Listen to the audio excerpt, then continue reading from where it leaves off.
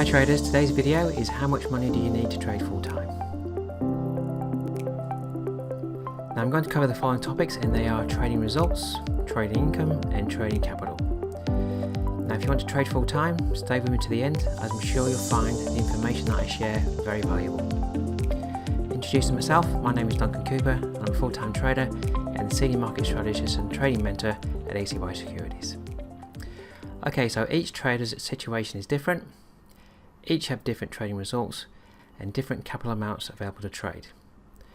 So I'm going to walk you through a model that I use and you can then adapt it to your circumstances so you can determine how much money you may need to trade full time. Okay, let's get into the first topic. Now if you're considering trading full time, you'll need to prove to yourself that you can create a consistent return per month and that you can show a consistent return over a 12-month period. In the example that I'm going to walk you through, you would need to be able to show an average return of 6% per month.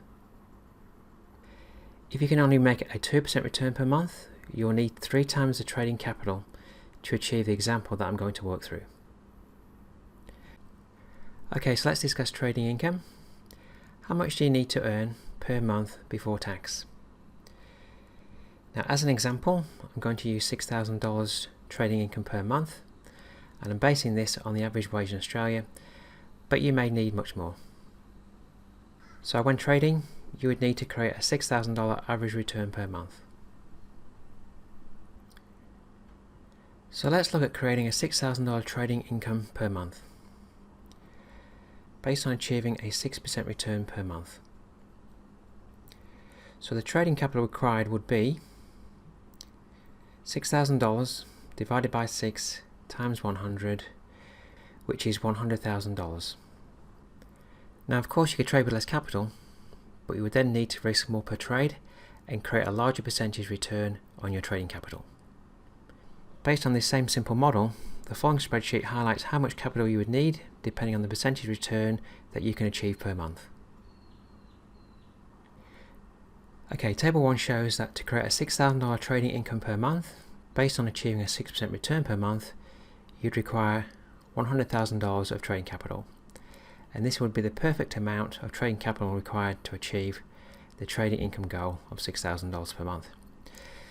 However, if you can only make a return of 2% per month, you would require $300,000 of trading capital. But if you're a very consistent trader and can make 10% per month, you would only require $60,000 of trading capital.